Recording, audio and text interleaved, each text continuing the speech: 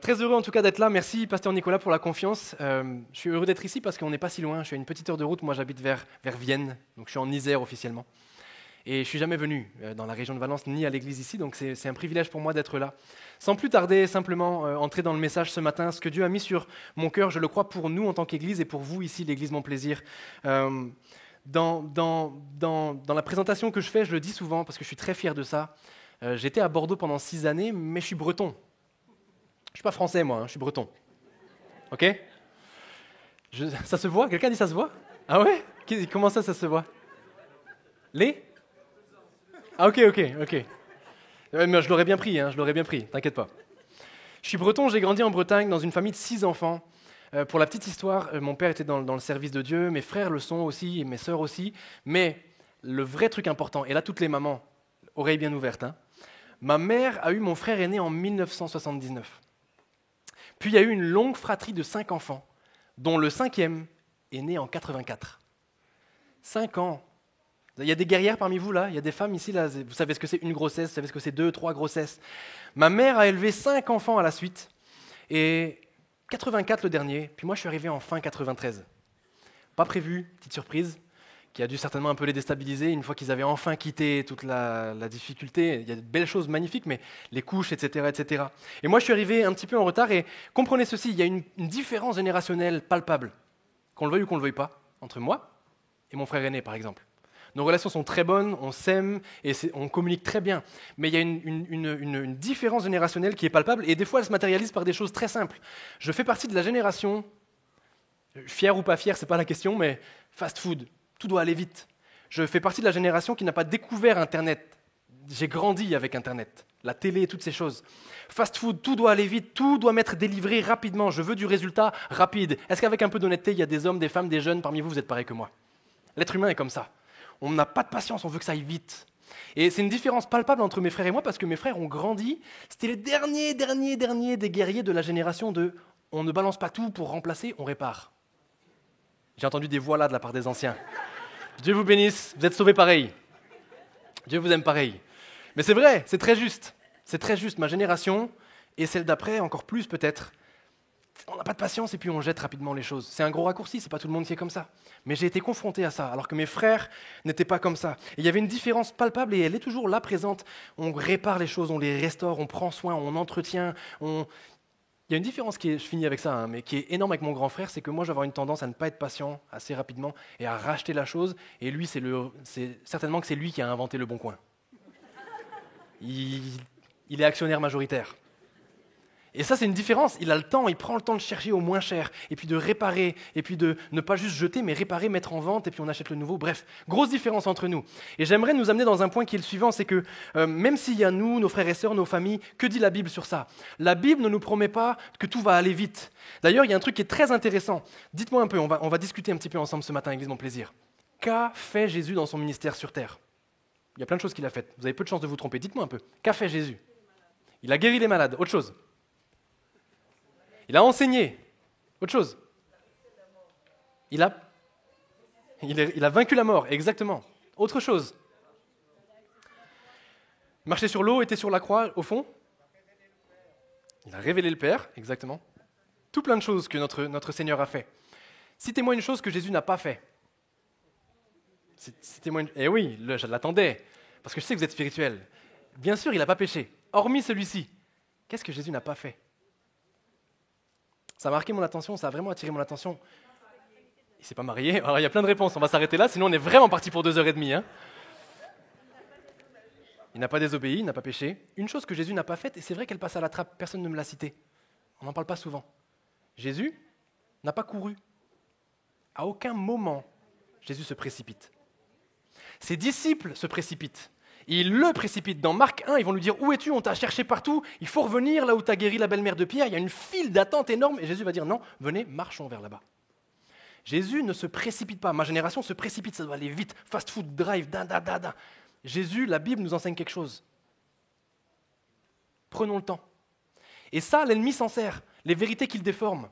La Bible dit « L'Éternel est mon berger. Je ne manquerai de rien. » L'ennemi prend cette vérité, parce que vous savez, le diable, il est bon, restez avec moi. Le diable ne crée pas à partir de rien. Il n'est pas capable, ça c'est ce que Dieu fait. Mais le diable va venir tordre, il va venir triturer, faire bafouiller une vérité. Et il va nous chercher avec ça.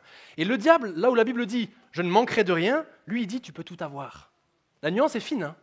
Dieu ne te promet pas que tu peux tout avoir. Dieu ne te promet pas que tout sera parfait. Mais il te dit « tu ne manqueras de rien ». L'ennemi vient et il te susurre à l'oreille « tu pourrais avoir tellement plus ». Petit compromis. Vous voyez la nuance ? La Bible nous dit des choses bien précises dans notre génération, là où l'ennemi tord un peu les choses, là où notre génération, parce que le diable se sert de ça, tord un peu les choses. Et il le fait dès la Genèse. Et dans cette génération, on revient à nos moutons, cette génération où moi je jette tout, etc., le point d'orgue, c'est quoi ? C'est pas de seconde chance. On jette les choses et puis c'est terminé. Et j'ai une bonne nouvelle pour nous ce matin et c'est la direction de mon message. Jésus n'est pas comme ça. Jésus, on l'a vu, n'a pas couru, il ne se précipite pas, il n'est pas pris dans ses émotions. Jésus prend le temps de restaurer au millimètre près ce que nous, on aurait jeté, parce que c'est plus utile ou parce que c'est cassé. Jésus prend le temps, je ne sais pas combien on est ce matin, mais il s'arrête, et je vois chacun de vos visages, il s'arrête sur chacun de nous. Et il a quelque chose d'unique et de spécifique pour chacun. Il désire ce matin restaurer les cœurs. Parce que Jésus ne jette pas. Jésus n'est pas impatient. Jésus n'est pas de la génération Z ou de la mienne. Il donne une éternelle seconde chance. La slide va s'afficher. Vous voyez ce que c'est que cette image ? Quelqu'un sait ce que c'est ? On connaît certainement, mais c'est une belle image. J'ai trouvé ça intéressant de le partager. C'est des vases japonais qui s'appellent le kintsugi, si je me souviens bien. Et cette discipline, dans les grandes lignes, c'est que lorsque quelque chose est brisé, mais que cette chose avait un objectif, un but ou une histoire, affective ou réellement, on prenait le temps de le réparer, et comme un symbole, on le réparait avec une couche d'or. Pour dire c'est pas fini, c'est pas terminé, on ne jette pas tout. Il y a de l'or en toi, il y a des choses. Et c'est ce que Jésus fait. Jésus ne serait pas venu mourir pour qu'après derrière, on paye nous aussi une vie ratée et des mauvais choix. Non, l'éternelle seconde chance. Il ne jette pas, Jésus restaure. Il est celui qui prend le temps de restaurer là où la société ne restaure pas. La Bible dit, on l'a lu ensemble, le psaume 23, « L'Éternel est mon berger, je ne manquerai de rien ». Et la suite du verset, du chapitre, à un moment donné, « Il restaure mon âme ». Il restaure mon âme. Il restaure mon âme. On va lire ensemble ce matin, le titre va s'afficher, c'est vraiment la pensée qui est sur mon cœur ce matin. De l'humiliation à la restauration. On va se pencher sur un personnage et on va voir ce que ce personnage a à nous apprendre. Mais on va voir ce que plusieurs personnages de cet endroit-là qu'on va lire ensemble ont à nous enseigner sur la restauration de Jésus. On va lire ensemble, ça va s'afficher, Marc 10, ceux qui veulent lire dans leur Bible, Marc 10, versets 46 à 52. Ils viennent à Jéricho, et comme il sortait de Jéricho avec ses disciples et une foule importante, un mendiant aveugle, Bartimée, fils de Timée, était assis au bord du chemin. Il entendit que c'était Jésus le Nazaréen et se mit à crier « Fils de David, Jésus, aie compassion de moi !» Beaucoup le rabrouaient pour le faire taire, mais il criait d'autant plus « Fils de David, aie compassion de moi !» Jésus s'arrêta et dit « Appelez-le !» Ils appelèrent l'aveugle en lui disant « Courage, lève-toi, il t'appelle !» Il jeta son vêtement, il se leva d'un bond et vint vers Jésus. Jésus lui demanda « Que veux-tu que je fasse pour toi ?» « Rabouni, lui répondit l'aveugle, que je retrouve la vue. » Jésus lui dit « Va, ta foi t'a sauvé. » Aussitôt il retrouva la vue et se mit à le suivre sur le chemin. Amen. C'est un passage qu'on connaît, je suis convaincu que vous avez entendu peut-être des dizaines de prédications. Et je n'ai pas la prétention ce matin d'amener une lumière nouvelle. Par contre, je sais que le Saint-Esprit a une parole pour chacun de nous. Pour l'un, ce sera une parole, pour l'autre, ce sera l'autre. Je suis convaincu qu'il y a des choses que Dieu veut faire dans nos vies. Il a commencé à le faire avec la louange, il continuera à le faire ce matin. Mon premier point, c'est il y a plus. Il y a quelque chose de plus pour nos vies, malgré les choix qu'on a pu faire, malgré les situations qui sont les nôtres. Et on capte un peu la chose lorsqu'on se penche sur un homme comme Bartimée. Il y a plus. Jésus nous appelle à plus. Il y a un détail qui n'en est pas un et qui vaut la peine de s'arrêter rapidement dessus, c'est que le premier verset me pose question. Ils arrivent à Jéricho et alors qu'ils quittent Jéricho, et on ne comprend pas trop, ils y sont ou ils n'y sont pas, ou ils sont en chemin. Il y avait une vieille Jéricho, celle qu'on connaît tous, les murailles qui se sont écroulées. Vous vous rappelez de cet épisode ? La vieille Jéricho se trouvait quelque part en Israël, et à 1,5 km, contemporain de Jésus, Hérode le Grand a fait construire un palais d'hiver. une ville artificielle, qui s'appelle aussi Jéricho, Jéricho la nouvelle. C'est pour ça qu'on se dit, ils ont certainement quitté l'ancienne Jéricho sur leur chemin pour aller vers la nouvelle Jéricho. Peu importe, en tout cas, ils sont à une trentaine de kilomètres de Jérusalem, et ça c'est important dans ce qu'on va développer ensemble.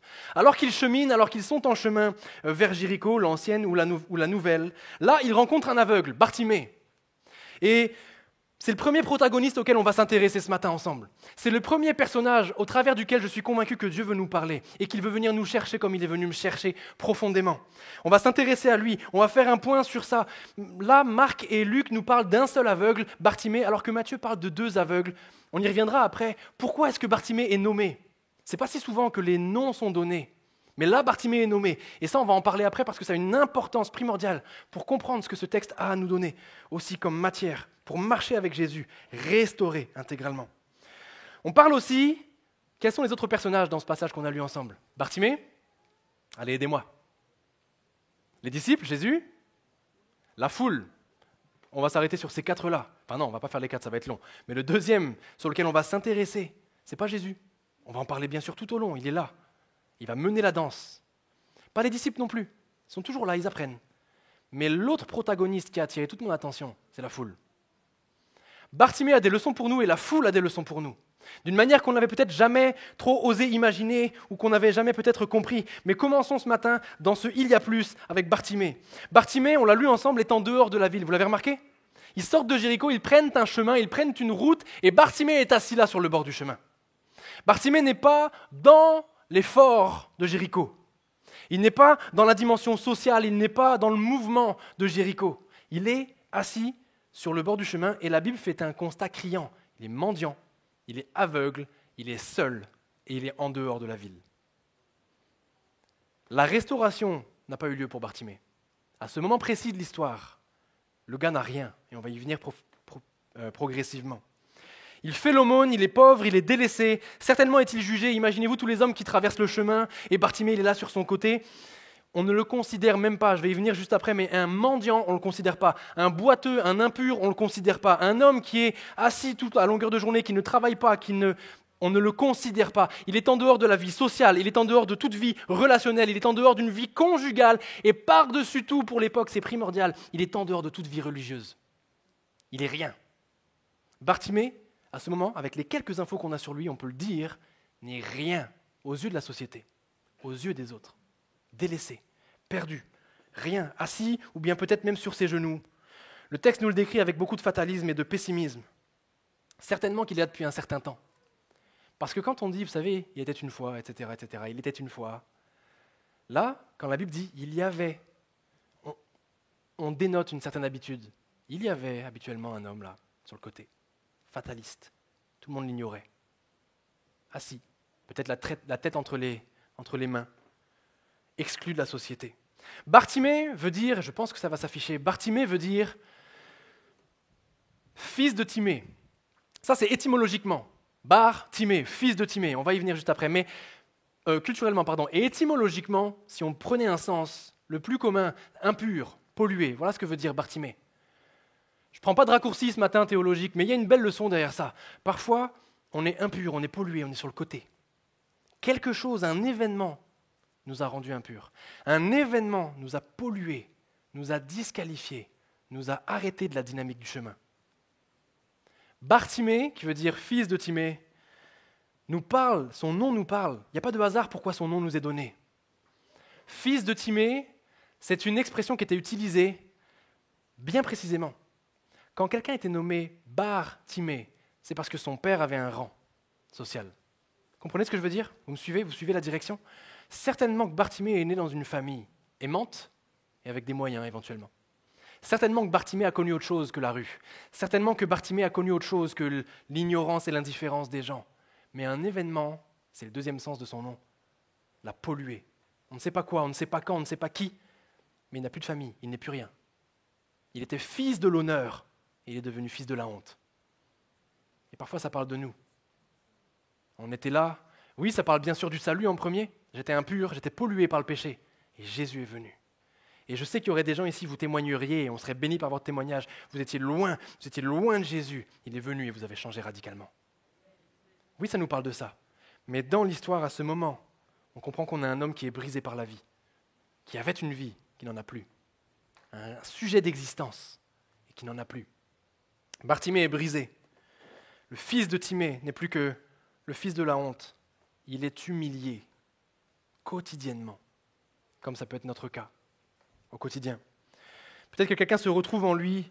Je l'ai dit tout à l'heure, je fais souvent allusion au Covid. C'est un exemple, ça peut être plein d'autres choses. Tu étais au taquet. Je m'adresse aux jeunes aussi. Tu voulais servir, tu avais des projets, des fiançailles, j'en sais rien, un ministère peut-être, ou bien des plus anciens, une famille qui allait bien, et puis Covid, pas Covid, quelque chose. Un événement à arrêter, une tension dans la famille, un deuil, un licenciement professionnel, une rupture amoureuse. Un événement qui t'est tombé dessus, tu ne l'as pas vu venir, et depuis tu es sur le bord du chemin. Tu fais ce que tu peux. Tu es là, tu es à l'église. Mais quelque chose t'a arrêté. Comme quelque chose peut parfois si rapidement nous tomber dessus et nous arrêter. Jésus veut ce matin te relever, comme il a relevé Bartimée. Il veut restaurer, de manière toute particulière, nos cœurs. Il y a peut-être aussi des gens à la manière de Bartimée. Ça fait longtemps. Ça fait longtemps. Il y avait à Valence un homme qui connaissait le Seigneur, une femme qui connaissait le Seigneur. Un événement l'a arrêté. Depuis lors, il est sur le bord de la dynamique, sur le bord du chemin, épuisé, humilié. Peut-être, depuis de nombreuses années, la dynamique s'est arrêtée pour toi. Le texte nous parle de cet homme, mais le texte nous parle aussi d'une foule. Lui, Bartimée, avait un passé, il avait une vie, il avait certainement tout un titre avant de tout perdre. Mais que nous dit le texte sur la foule ? Au-delà de ça, qu'est-ce que la foule a à m'apprendre ? Qu'est-ce que Jésus veut me dire au travers de la foule ? La foule marche vers Jéricho et elle se dirige vers Jérusalem. Jésus est en chemin lui aussi au niveau ministériel vers Jérusalem. Et cette foule qui est importante marche avec Jésus donc en direction de Jérusalem. Et les chercheurs disent que assez sûrement c'était des hommes. Parce qu'à l'époque, c'est segmenté. La vie religieuse est segmentée, la vie sociale est segmentée. Et les gens se dirigeaient vers Jérusalem, et on le voit les chapitres qui suivent, parce que la Pâque arrive. Et Jésus s'en va vers Jérusalem pour célébrer la Pâque avec ses disciples et pour y faire des miracles. Les hommes descendent donc de Jéricho pour les fêtes de l'Éternel et pour les fêtes importantes.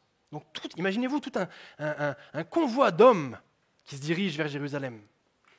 Des hommes certainement fiers. Des hommes certainement qui connaissaient la parole, puisque si tu vas jusqu'au temple de Jérusalem, si tu fais ce périple, 30 km à l'époque, il n'y a pas de voiture, pas de V6, rien de tout ça.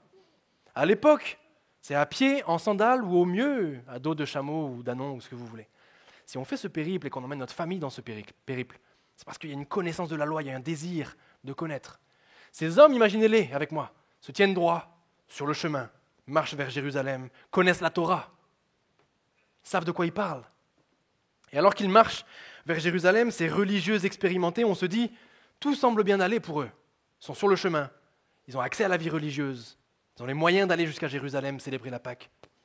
Tout va bien pour eux, à l'inverse de Bartimée. Il y a un contraste entre les deux. Sauf que quand ces hommes prennent la parole pour rabrouer Bartimée, on comprend que leur foi est éteinte. Leur connaissance, peut-être, elle est là. Leurs habitudes sont là. Mais leur foi n'est pas vivante. Comprenez-vous ce que je veux dire ? Leur foi n'est pas éveillée. Il est rabroue Bartimée.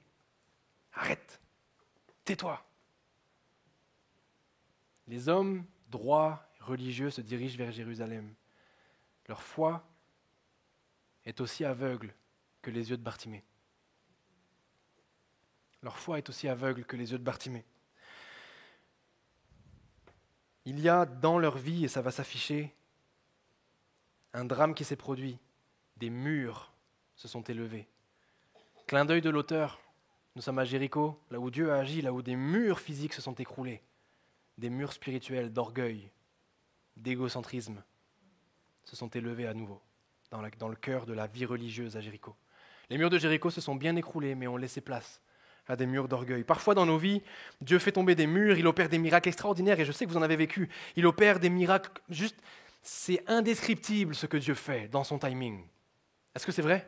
Vous l'avez vécu comme moi ? Et pourtant, l'être humain oublie. Je suis convaincu que ces hommes religieux voulaient bien faire, qu'ils avaient foi en l'Éternel, le Dieu de leur père. Mais il y a un aveuglement qui s'installe progressivement alors qu'on rentre dans une routine. Parfois Dieu fait écrouler des murs, mais bien vite nous, à nouveau, sans s'en rendre compte, on fait dresser des murs spirituels. Dans l'Église, c'est bien, je peux parler librement, je ne vous connais pas et je ne connais pas l'Église, ni son passif. Mais même entre des familles d'Église parfois. Murs spirituels d'orgueil, murs spirituels de comparaison, des murs spirituels de... Ce matin, des murs doivent tomber dans nos raisonnements. La tragique histoire de Bartimée, c'est pas que lui est aveugle, c'est que eux sont plus aveugles que lui. La foule est bien debout, la foule est bien portante, la foule avance sur ce chemin, tout comme parfois nous avançons sur ce chemin. Mais il y a un détail qui me pousse à dire ça, qu'elle n'est pas vivante. Et ce constat fait froid dans le dos et croyez bien qu'il m'a bien défié, moi en premier, en tant que serviteur de Dieu aussi. Cette foule me montre qu'il est possible d'être sur le même chemin que Jésus sans suivre Jésus. Cette foule me montre qu'il est possible d'aimer l'Église profondément sans suivre Jésus. Cette foule me montre qu'il est possible de connaître de nombreuses choses à propos de Jésus sans suivre Jésus. Cette foule me montre qu'il est possible de tout faire pour exceller, mais l'aveuglement est quand même là. Cette foule m'enseigne sur le fait qu'il peut y avoir et je suis concerné, croyez bien que c'est avec beaucoup d'affection que je partage ça maintenant.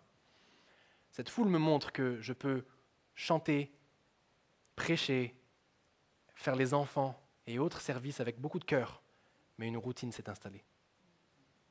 Et je me retrouve là sur le même chemin que Jésus, mais je ne sais même pas qu'il est là. Je ne le considère pas. Pourquoi je dis ça? Parce qu'ils vont dire quelque chose de très très très parlant.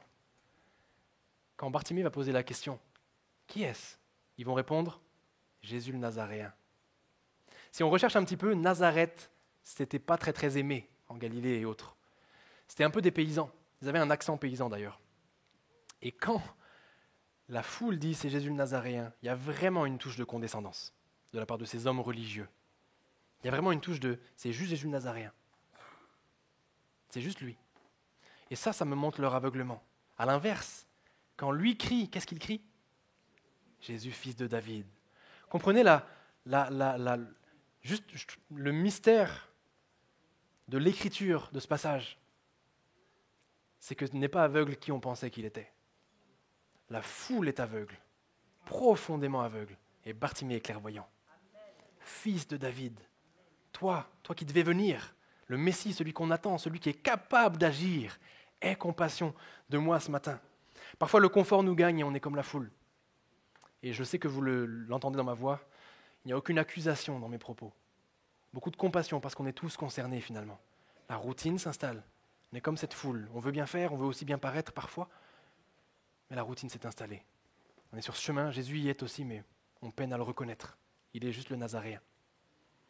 Lui, Bartimée, qui n'est pas aveugle, va crier fils de David. Et j'ai noté ce psaume, le psaume 51, et j'ai besoin de crier ça.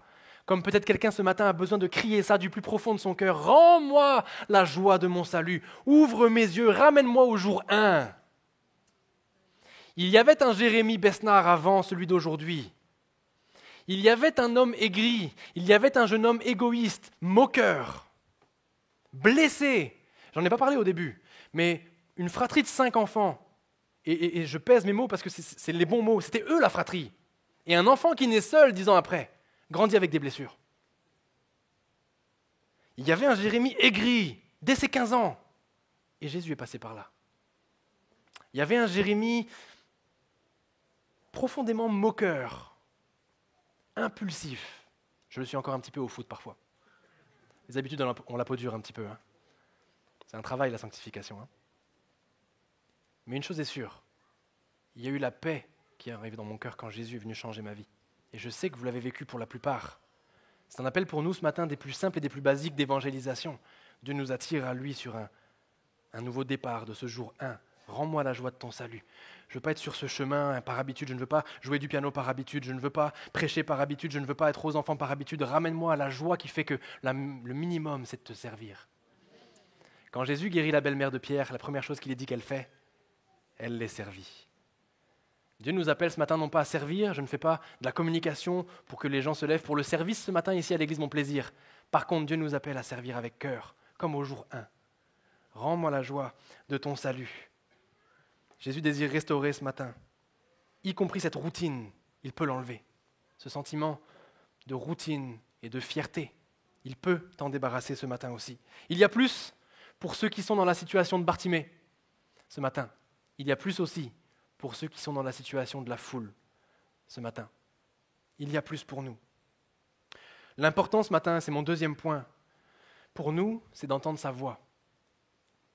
Et là aussi, le texte, je le trouve magnifique ce texte parce qu'il nous donne des détails qui n'en sont pas et il est vraiment bien rédigé. Écoutez la voix de la vérité. Là aussi, ce texte nous donne des perles. On l'a dit ensemble, Bartimée, qu'est-ce qu'il va faire? Il va crier. Ne criez pas ce matin, pas tous ensemble. En revanche, il y a une réalité derrière. Peu importe ce qui se dit, peu importe ce qui se passe, c'est Jésus. Eux ne le voient peut-être pas, ils ne le reconnaissent peut-être pas, mais moi je le reconnais. Et je veux être proche de lui. Comme cette femme qui va toucher le bord de son vêtement. Il crie, « Fils de David, aie pitié de moi !» La morale est simple, elle est la suivante. Là où l'ennemi nous ment, comme on l'a dit au tout début, là où il va déformer un peu la réalité, pour te faire biaiser de ton chemin, parle plus fort que ses mensonges. Mais c'est vraiment quelque chose de concret. Nous trouvons dans la parole la vérité. Jésus ne va pas tergiverser comme Adam et Ève avec l'ennemi. Il va citer la parole. Je me plonge dans la parole et l'ennemi vient et il met de la culpabilité, et des craintes. Et on l'a chanté tout à l'heure, laissez mes peurs derrière moi. Je proclame plus fort, comme Bartimée, la réalité de qui Jésus est, que les montagnes que je peux traverser et que les mensonges de l'ennemi. La force n'est pas dans ma proclamation, la force est dans le nom de Jésus. Et quand je crie, Fils de David, Jésus ait compassion de moi, il n'est pas insensible, ce n'est pas un homme pour mentir, ce n'est pas celui qui nous laisse, ce n'est pas celui qui il nous est dit qu'il entend le cri du malheureux. Il entend le cri du cœur. Oui, il y a un cri qui émerge du cœur de Bartimée. Il va crier plus fort. Ma foi en Jésus doit être plus forte, elle doit sonner plus forte, un peu comme ça, exactement. Exactement. Ça doit sonner plus fort que les mensonges de l'ennemi dans nos vies. Je crie plus fort. Fils de David, le Nazaréen nous donne des informations sur la croyance des uns. Fils de David nous donne des informations sur la croyance de l'autre. Et j'ai brûlé un peu mes notes, mais on va y aller progressivement comme ça. Et je pense que c'est la slide suivante. Il y a des questions que Dieu nous pose ce matin.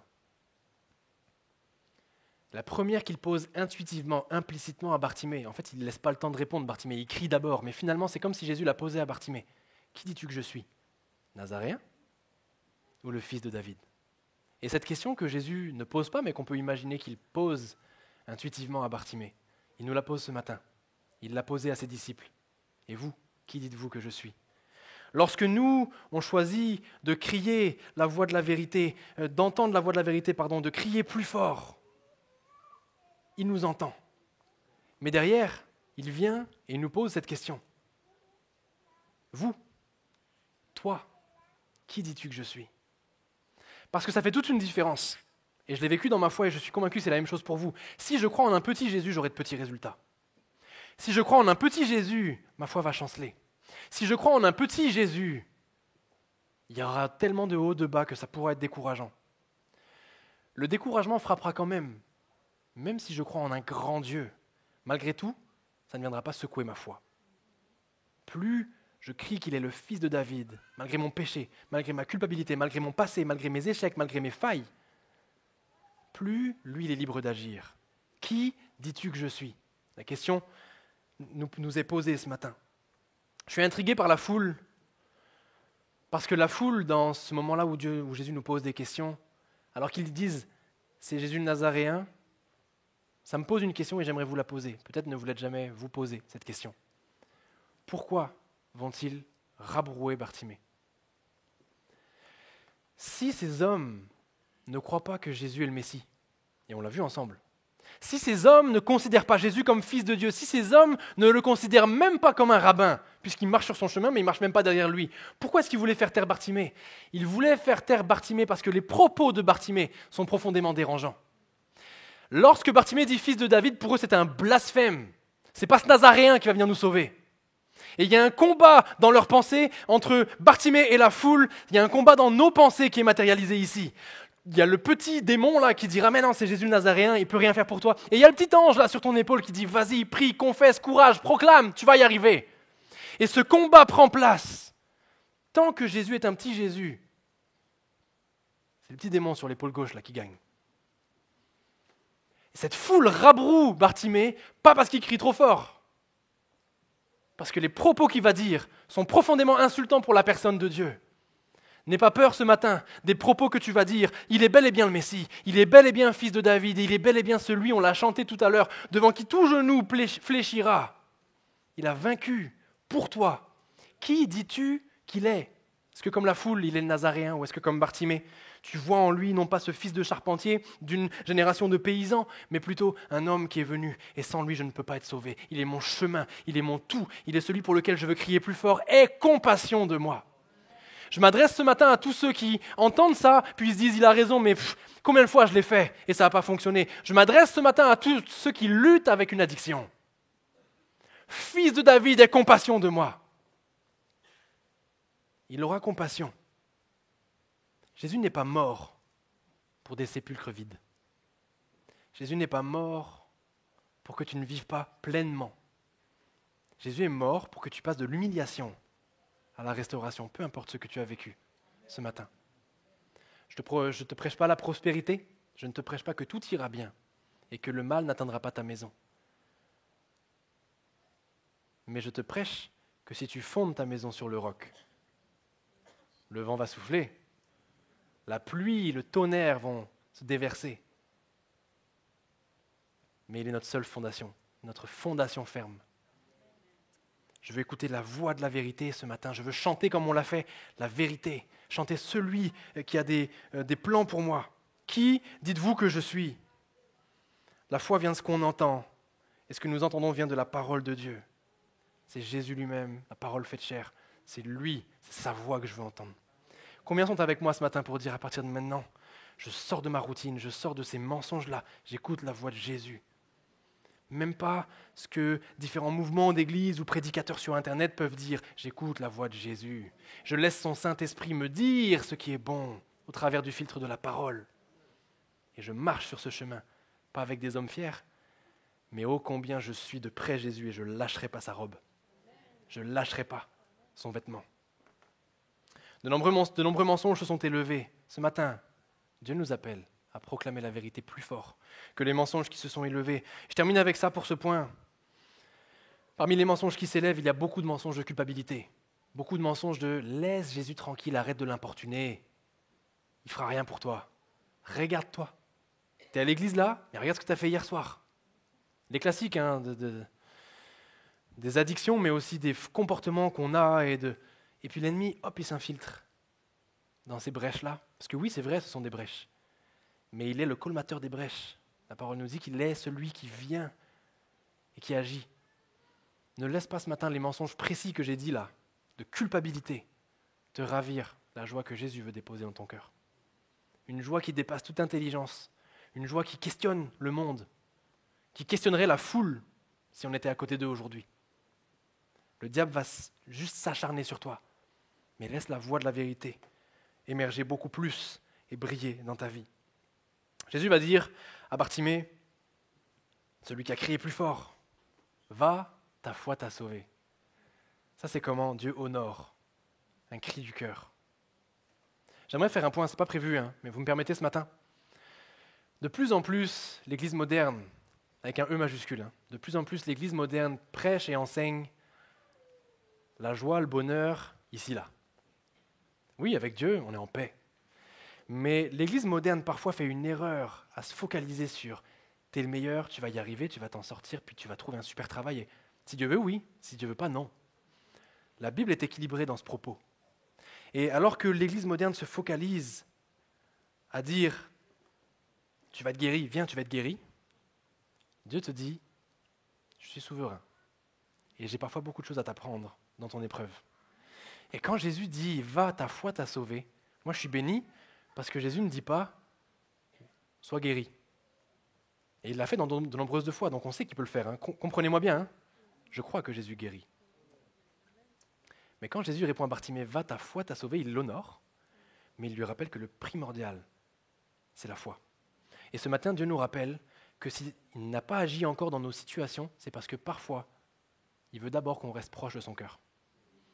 Il y a des fois, des guérisons, elles sont à 1 mètre de nous, mais ce mètre-là, c'est un mètre de proximité avec Dieu qui l'attend. Il y a des choses parfois qu'on doit régler avant qu'il agisse. Il y a parfois des services que Dieu te rend. C'est dur ce que je vais dire. Il y a parfois des services que Dieu nous rend en ne nous guérissant pas. Parce qu'il nous tient proche de lui. Il nous évite de tomber dans une routine où on se croit comme cette foule, capable. Mais dans sa souveraineté, un jour, et j'aime le dire, nos sujets de prière de la veille deviendront pour demain nos sujets de reconnaissance. À un moment donné où il agit. Là encore, je ne prêche pas que tout se passera sur terre. Peut-être pour certains, la délivrance sera seulement là-haut. Mais ô combien, et on va finir avec ça tout à l'heure, ô combien j'aspire à finir cette course et à être libéré là-haut de tout ce mal que vous traînez, peut-être certains depuis des années, un mal physique, un mal de dépression, un mal de relations brisées et autres. Parenthèse fermée, va, ta foi t'a sauvé. La plus belle des réponses que Jésus peut donner à une âme en détresse. Va, ta foi t'a sauvé. La deuxième question, elle va s'afficher, qui nous est posée. Celle-là, il la prononce véritablement à Bartimée et Jésus. Que veux-tu que je fasse ? Cette question-là implique un pas. Et c'est pour ça que ce texte-là, je l'aime énormément. Il nous donne toute la pédagogie pleine d'affection de Dieu. Ferme, mais pleine d'affection. Il y a un pas qui te revient ce matin. Quand Jésus pose la question à Bartimée, que veux-tu que je te fasse ? Sommes-nous d'accord pour dire que ça paraît évident, la réponse ? C'est évident la réponse. Et il y a parfois des situations que vous traînez, que nous traînons. La réponse serait évidente, mais Dieu pose quand même la question. Que veux-tu vraiment que je te fasse ? Exprime-le avec foi, verbalise-le. Est-ce que tu crois que je peux le faire ? Que veux-tu que je te fasse ? Que veux-tu que je fasse pour toi ? Il y a une décision à prendre ce matin. Alors qu'on conclut ce message, une décision à prendre ce matin en répondant à cette question. Que veux-tu que Jésus fasse pour toi ? Il y a un appel pour nous à identifier ce que nous voulons vraiment. Même si ça paraît évident, ça fait 20 ans peut-être que tu pries pour quelque chose. Jésus te pose la question ce matin. Que veux-tu que je fasse pour toi ? Précisément. Que veux-tu que je fasse pour toi ? Ce qui est beau dans ce passage, c'est que, et je clôture tranquillement, restez avec moi, vous êtes avec moi toujours, l'église Mon Plaisir ? Ouais ? Clôture un petit peu ce message-là, on entend aussi la voix de l'Esprit qui nous parle, certainement qui nous conduit aussi dans des décisions à prendre pour certains et pour certaines, puis on va prier dans ce sens. Mais alors qu'on conclut, Dieu, Jésus, ce qui est beau dans ce passage, c'est qu'il appelle Bartimée, il le laisse faire le premier pas, on l'a vu ensemble, il le laisse se manifester. Il nous laisse ce matin faire ce premier pas. Juste avant, il y a le passage du jeune homme riche. Il ne l'a pas forcé, il l'a laissé faire un choix. Ce matin, Jésus nous laisse faire un choix. Ce matin, Jésus nous pousse dans une direction par son esprit. Mais il y a un pas qui nous revient. Soit nous partons tout tristes, comme le jeune homme riche, soit nous crions à lui, comme Bartimée, ce matin. Je termine avec ça. Ce qui est extraordinaire, c'est le comportement de Bartimée. Bartimée est sur le bord du chemin. Bartimée, on l'a dit, il est exclu. Bartimée n'a accès à aucune vie sociale, religieuse, etc. Rien. Et alors que Jésus passe sur ce chemin, alors que la foule passe sur ce chemin, il y a 2 choses que Bartimée fait. Je vais te demander, Johannes, de me donner le manteau. Merci. Il faut comprendre les symboles dans la Bible. Il en est un parmi d'autres qui est bien connu, c'est celui du manteau. Bartimée, s'il est parlé de lui, de son prénom, de sa situation et de son manteau, c'est pour une raison. Au-delà de la raison, c'est aussi pour poser un cadre. Un mendiant boiteux qui est en dehors des murs de la ville et qui n'a accès à rien, n'a rien non plus comme bien physique. La manière dont la Bible souligne l'histoire du manteau, c'est pour dire, en implicite, il a que ça.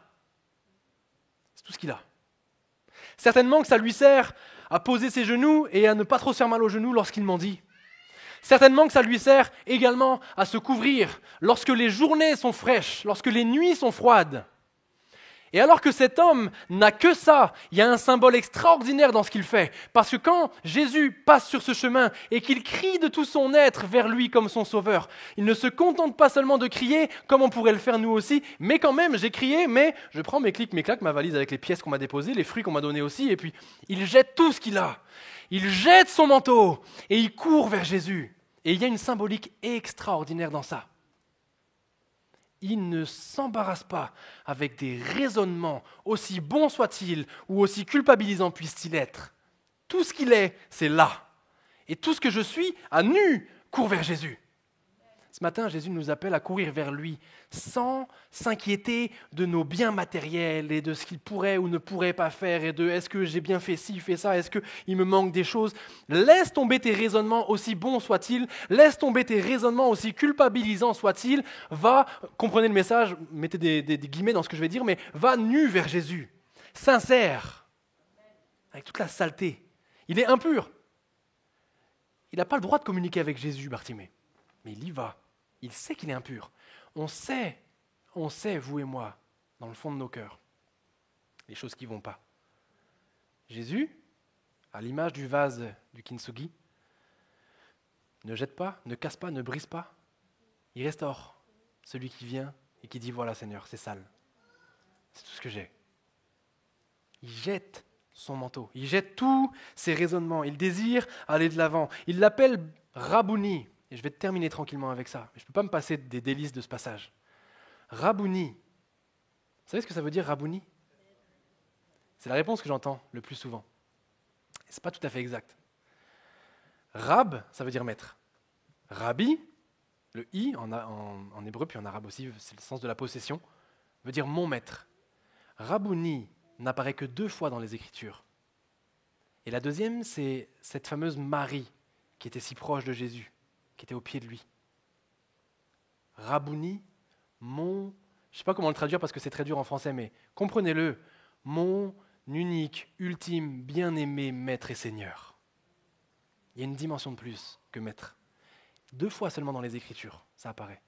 La femme qui a suivi Jésus et dont on sait qu'elle l'aimait particulièrement, et cet aveugle mendiant que tout condamnait, mais dont les yeux spirituels étaient finalement bien ouverts. Rabouni, mon maître et Seigneur. Ce matin, il y a un appel pour nous.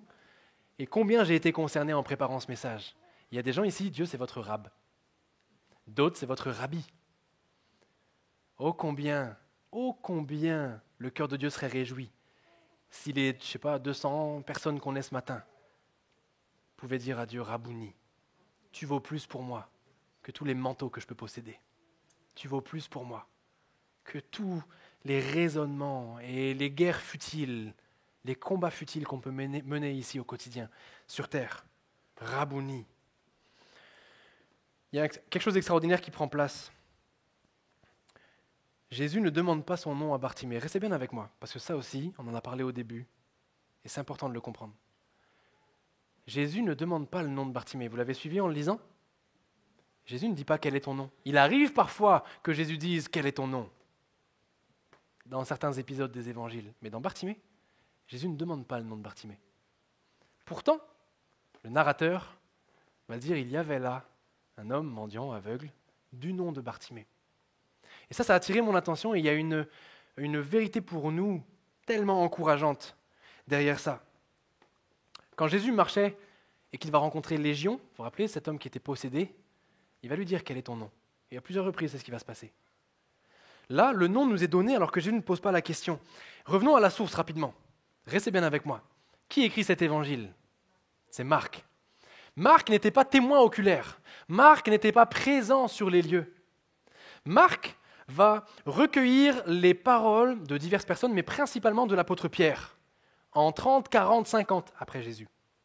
Jésus est mort, l'Église est ressuscitée, et l'Église primitive naît, et Marc récolte des choses. Et il récolte les paroles des témoins oculaires, que sont Pierre et les autres disciples. Et quand Marc récolte les paroles des disciples pour faire son évangile, l'évangile selon Marc, on sait d'ailleurs que Pierre appelait Marc « mon fils » dans ses lettres. Il y avait vraiment une relation de maître à disciple. Et quand il rédige son évangile, on a des infos sur Bartimée qu'il n'avait pas pendant l'histoire en elle-même. Restez bien avec moi, c'est pas facile à expliquer, mais Bartimée, lorsque Jésus le croise, rien ne nous dit que Jésus a demandé son nom, rien ne nous dit que les disciples qui ne sont pas de Jéricho, qui sont de passage à Jéricho, connaissaient son nom. Tout nous dit au contraire qu'ils ne connaissaient pas son nom. Comment Marc, qui fait une incursion narrative, qui fait un commentaire narratif, peut-il donner le nom de Bartimée ? Les chercheurs, et c'est extraordinaire, les chercheurs, les théologiens, etc., sont assez unanimes pour dire que cet homme, Bartimée, il y a un détail sur lequel on passe à la fin. Il est dit, quand Jésus va lui dire « Va, ta foi t'a sauvé », que va faire Bartimée ? Il va le suivre sur le chemin, de l'humiliation à la restauration. Il n'est plus à côté du chemin, il est sur le chemin. Ce chemin mène à Jérusalem pour fêter la Pâque. Et ce chemin est un symbole parce que Bartimée, il est fort probable qu'il ait persévéré jusqu'au bout et qu'il fasse partie des disciples de l'Église primitive. Donc, et c'est merveilleux, Marc rencontre certainement Bartimée bien des années après. Quand Marc rédige son évangile, fin 50, 60, peu importe, l'Église primitive est là, il y a des réunions communautaires, il y a des temps de prière, et les ministres des cultes, les disciples se voient, ils brainstorment ensemble, ils travaillent ensemble, l'évangile gagne du terrain, il y a des voyages missionnaires, et là j'imagine Bartimée venir vers eux et dire « Hé, l'aveugle, mendiant, c'était moi. J'ai persévéré, j'ai suivi Jésus jusqu'au bout sur le chemin. » Et Bartimée certainement fait partie des cadres de l'Église primitive. Voilà pourquoi il connaissait son nom quand il a rédigé. Il y avait là un homme nommé Bartimée. Il y a des détails que la Bible nous donne qui sont juste des perles. Quel est mon encouragement par rapport à ça ? Ce n'est pas juste un encouragement pour nous à marcher sur le chemin ce matin. Mais s'il te plaît, termine la course. C'est très implicite. Termine la course. Bartimée est un exemple de foi, de sincérité, de persévérance. Et il va terminer la course, vraisemblablement. Et il y a un appel pour nous ce matin, à rentrer sur ce chemin, à nous humilier, à être restaurés par Dieu, par Jésus, c'est vrai, mais aussi pour ceux et celles qui sont concernés, à persévérer jusqu'au bout, à ne pas lâcher la main de Jésus dans les temps difficiles. Bartimée fait partie de l'Église primitive. Marc ne le mentionne pas, mais Matthieu et Luc le disent dans leur évangile. Jésus fut ému de la posture de Bartimée. Ce matin, Dieu se laisse émouvoir. On a parfois bien de la difficulté avec le caractère émotionnel de Dieu, et je le comprends totalement, doctrinalement. Mais Jésus s'est fait chair et il s'est laissé émouvoir. Il y a un symbole dans ça. Il se laisse émouvoir par ta situation, à cœur ouvert. Il accepte le titre de Rabouni alors qu'il n'acceptait pas. Tous les titres juste avant, il rabrouait. Quand les gens l'appelaient, quand les gens étaient clairvoyants, il leur disait « Chut, tais-toi ». Mais là, il accepte le titre de Bartimée. Il accepte que Bartimée le nomme Rabouni. Ce matin, il accepte ta déclaration de foi. Il accepte que tu le nommes mon maître Seigneur. Il lance un appel ce matin. Oh, l'appel, il est bien conséquent, il est divers et varié. Nous pouvons être comme ce Bartimée qui est sur le côté. Il y a un événement qui t'a rendu impur, pollué sur ce chemin. Ou bien tu es peut-être comme la foule ce matin qui avait plein de bonne volonté, certainement une rencontre avec Dieu, et de temps en temps, au fil du temps, mois après mois, année après année, la routine s'installe, la fatigue s'accumule, la personne de Jésus s'éloigne. Le concept est là, l'Église est là. Mais la proximité s'éloigne. Peut-être qu'il y a un appel aussi ce matin pour ceux dont la proximité avec Jésus s'éloigne. Il y a un appel aussi peut-être à jeter tout raisonnement à l'image du manteau, se débarrasser de ce qui te retient depuis tant d'années, de croire qu'il peut agir, de croire qu'il est capable, de croire qu'il a des plans et des projets pour toi. Bartimée ne cherchait pas juste la guérison, il cherchait une communion avec Dieu. Je crois ce matin qu'il y a aussi une des facettes de l'appel qui est le suivant. Il ne s'agit pas simplement de l'attendre dans nos situations, d'attendre son bras, mais d'accepter que même s'il n'agit pas, on puisse être proche de sa face, au quotidien, au quotidien, au quotidien. J'aimerais simplement qu'on clôture ce temps, cette réflexion autour de Bartimée et de la foule, cette réflexion autour d'un homme qui nous apprend tellement de choses, d'une foule qui nous apprend tellement de choses, qu'on puisse simplement courber notre tête ce matin et qu'on puisse simplement prendre le temps. Ça peut être 5 secondes, ça peut être 10 secondes, 1 minute. J'aimerais qu'on puisse vraiment jouer le jeu ce matin, de laisser le Saint-Esprit venir infuser une pensée, une parole, de laisser le Saint-Esprit venir infuser quelque chose que lui veut nous communiquer, sur l'une des facettes peut-être de ce qui a été partagé, alors que nos yeux restent fermés, que nos têtes restent courbées. Prenons juste ces quelques secondes pour écouter sa voix.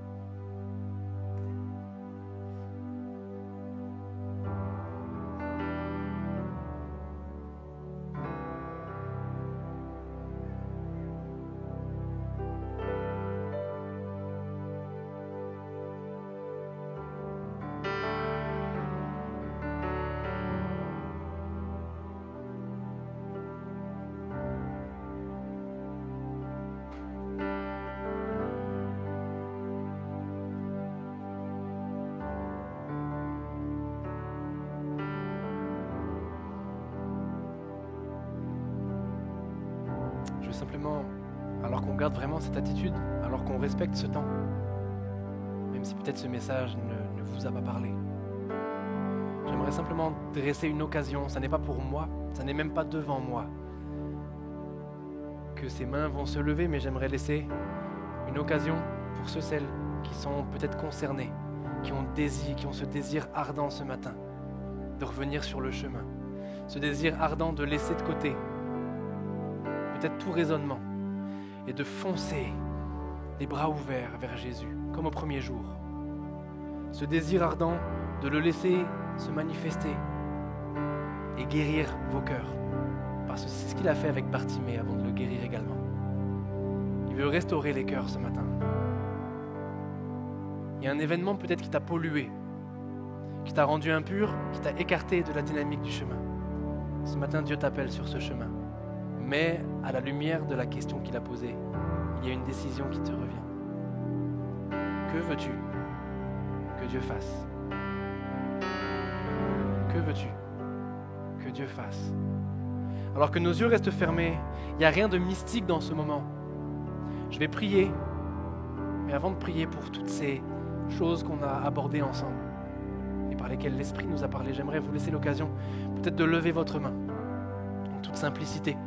Si l'un de ces principes ce matin, l'une de ces choses abordées, partagées, vous a parlé et que vous désirez maintenant franchir le cap, changer radicalement, revenir peut-être à la joie du début, la joie du service, je vous invite simplement à lever votre main à votre place alors que nos yeux restent fermés.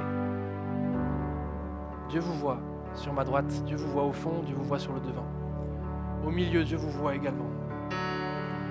Dieu vous voit vers le fond au milieu. Dieu vous voit sur ma gauche également. Premier rang, dans les premiers rangs. Dieu vous voit. Une fois que vous avez levé votre main, vous pouvez la baisser. C'est ce que Dieu voit qui importe. Et derrière cette main, j'ai vu aussi, Dieu vous voit sur le devant. Dieu vous voit vers le milieu également. Dieu vous voit vers la gauche au fond. Derrière ces mains qui se lèvent, sur ma droite également, je vois. Dieu vous voit. Derrière ces mains qui se lèvent, il y a une réalité spirituelle très simple. Dieu entend. Il ne demande que d'agir. Si vous lui laissez la permission comme vous le faites ce matin, si vous persévérez sur ce chemin comme Bartimée, il le fera, il agira. Tous les membres de l'Église qui n'ont pas levé leurs mains ce matin, priez avec moi, combattez, intercédez avec moi. Pour ceux et celles qui sont vos frères, qui sont vos sœurs, et qui appellent Fils de David, aie compassion de moi ce matin. Prions ensemble, l'Église mon plaisir. Seigneur, merci. Merci du fond du cœur pour ta présence. Merci du fond du cœur parce que tu restaures. Là où nous ne pouvons pas agir, tu agis. Là où nous ne pouvons rien changer, toi tu peux le faire. Merci parce que ce matin, ton esprit a ciblé des besoins spécifiques. Des cœurs peut-être endurcis depuis de nombreuses années. Des cœurs fatigués peut-être. Découragés. Sur le bord du chemin. Merci parce que ce matin, tu passes les apparences, tu passes les manteaux et tu agis. droit dans le cœur des uns et des autres. Nous prions ensemble pour ceux, Seigneur, qui souffrent parce qu'un événement est venu polluer leur marche. Ceux qui souffrent parce que leur vie est rendue impure par des choix, par des décisions auxquelles ils sont liés. Viens délier ce matin. Viens donner courage, viens donner espérance à ceux qui souffrent. Viens renouveler la foi du plus grand nombre ce matin. Pose ta main sur ceux qui peut-être servent depuis de nombreuses années. Ils servent avec un amour pour ta maison, mais avec peut-être une routine qui s'est installée. Prions, Seigneur mon Dieu, pour que cette routine au nom de Jésus soit remplacée par une fraîcheur spirituelle. Une fraîcheur du premier jour, une fraîcheur d'aimer, une fraîcheur d'aider, une fraîcheur de servir, une fraîcheur de donner des paroles de connaissance, de construire l'Église. Viens, Seigneur, donner une fraîcheur jeune et nouvelle à ceux et celles dont chez qui la routine s'est installée. Ceux qui ne te voient comme le Nazaréen à force de la route et à force du fait qu'il y a eu du découragement, parce que tu as semblé tarder. Viens donner une révélation nouvelle de ce Seigneur que tu es, au-delà du Fils de Nazareth. Tu es ce Fils de David, Jésus. Merci, Père, parce qu'à l'image de Bartimée, nous comprenons que rien n'est fatal. Personne n'est allé trop loin. Personne n'est trop en dehors du chemin. Tu restaures celui qui a été humilié. Tu restaures celle qui a été salie par la vie, par des choix. Tu attires à toi ce matin et tu nous pousses. Seigneur, dans tes bras d'amour, sans manteau, sans raisonnement. Dans le nom de Jésus et pour terminer, nous prions que ces décisions soient des décisions pérennes, qu'elles durent dans le temps. Qu'on puisse tous, Seigneur, terminer la course ensemble, marcher, persévérer sur ce chemin auquel tu nous appelles, te faire confiance en toutes choses. Dans le nom de Jésus, nous prions. Et toute l'Église dit Amen. Et Amen. Et est-ce que par anticipation, par confiance, par foi, on pourrait acclamer, applaudir, remercier celui qui agit, qui agira encore et qui est fidèle envers nous dans chaque situation. Que Dieu vous bénisse.